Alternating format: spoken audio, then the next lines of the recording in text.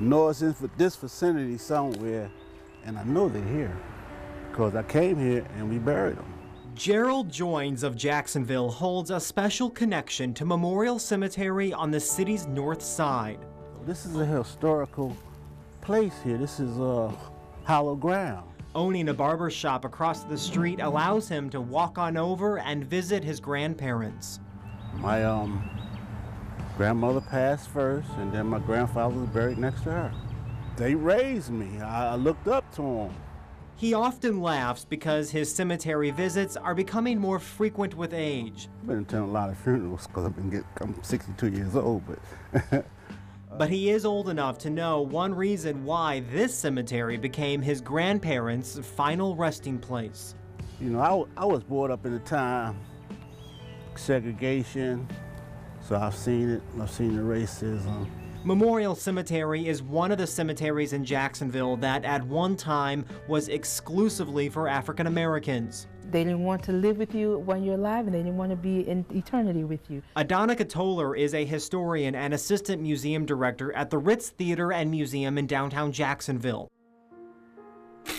More than 100 years ago, she says segregation was so severe the white community would only care for its own after death. Even if the service was there, if you were not white, you were not given that service. So, out of necessity, Toller says the black community began to provide its own cemeteries and funerals. There were just too many people in the Jacksonville community, the African American community, who could not bury their loved ones at the time of their death. So unfortunately, what happened while you were alive applied to when you died as well. Today, the law says Jacksonville's funeral industry must be integrated, but like history, reality says otherwise.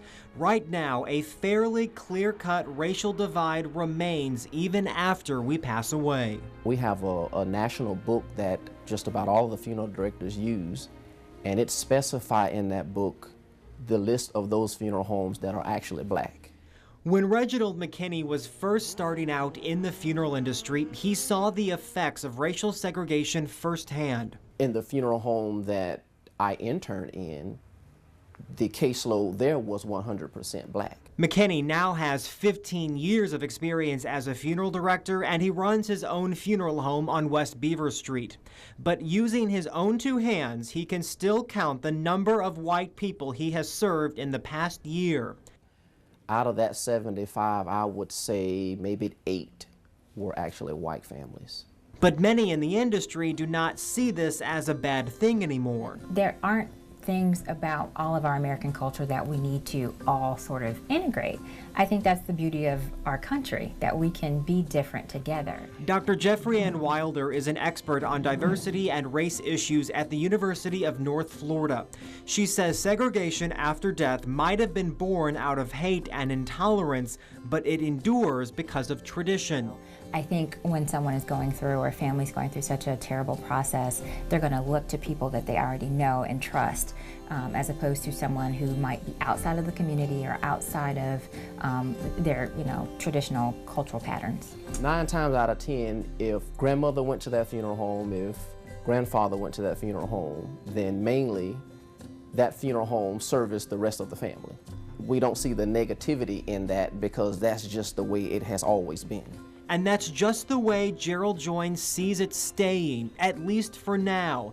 But he's not so convinced race is what will matter the most long after we're gone.